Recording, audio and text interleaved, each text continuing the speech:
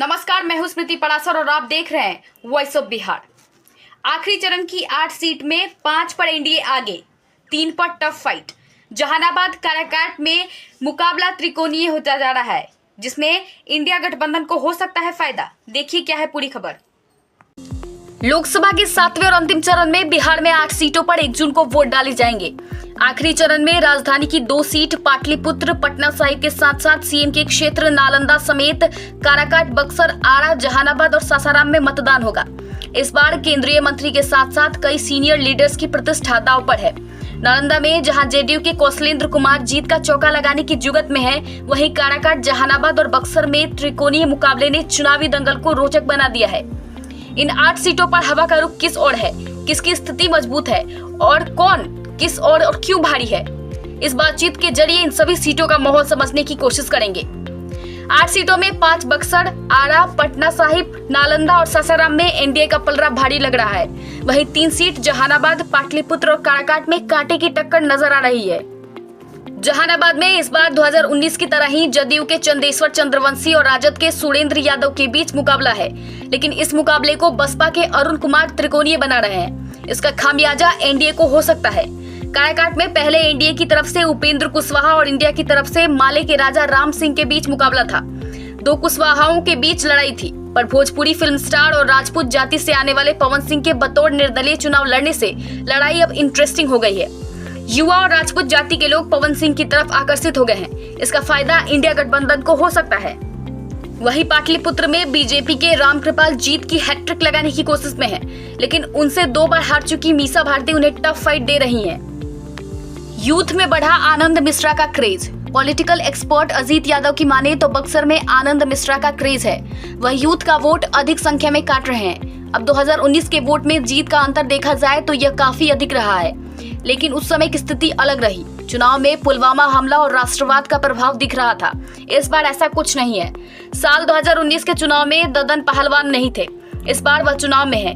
आनंद मिश्रा और ददन पहलवान इस बार सभी का गेम बिगाड़ रहे हैं। अगर निर्दलीय अधिक वोट काटने में सफल रहे तो निश्चित तौर पर भाजपा ही यहां से सीट क्लियर कर ले जाएगी। बक्सर सीट पर टिकी है सबकी निगाहें।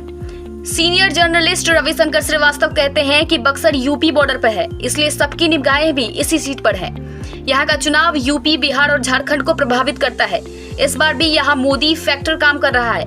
मोदी का नाम स्थानीय मुद्दों पर भारी पड़ रहा है। यूथ से लेकर हर वर्ग में मोदी फैक्टर का असर दिख रहा है। आम लोगों में यह चर्चाएं भी हैं कि मोदी ने ही देश विदेश में भारत का नाम ऊंचा किया है।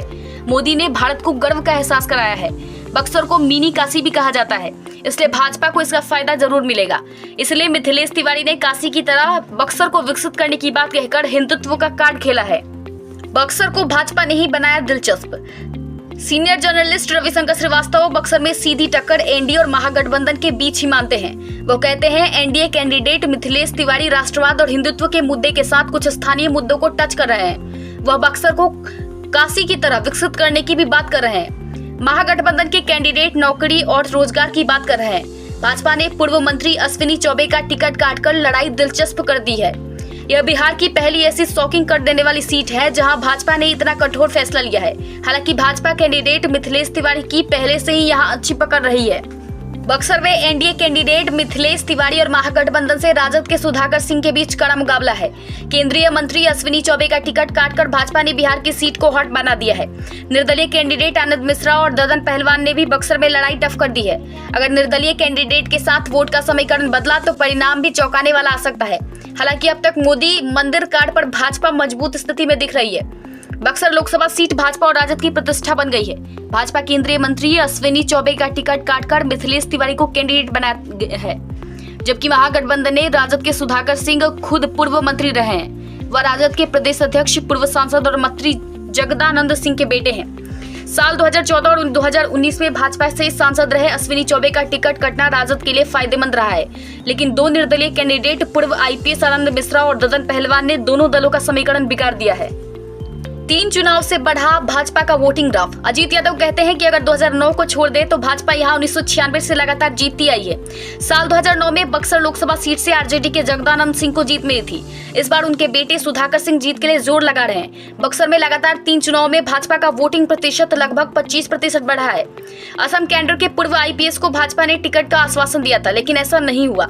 वह निर्दलीय ही भाजपा को बड़ा नुकसान पहुंचा रहे हैं। अश्विनी चौबे की अप्रत्यक्ष रूप से नाराजगी का भी खामियाजा भाजपा को भुगतना पड़ा है। बक्सर में सबसे अधिक ब्राह्मण वोटर्स है। वो भाजपा के कोर वोटर माने जाते हैं, लेकिन वोटों के ध्रुवीकरण और निर्दलीय कैंडिडेट के कारण जीत हार का अनुमान मुश्किल हो गया है।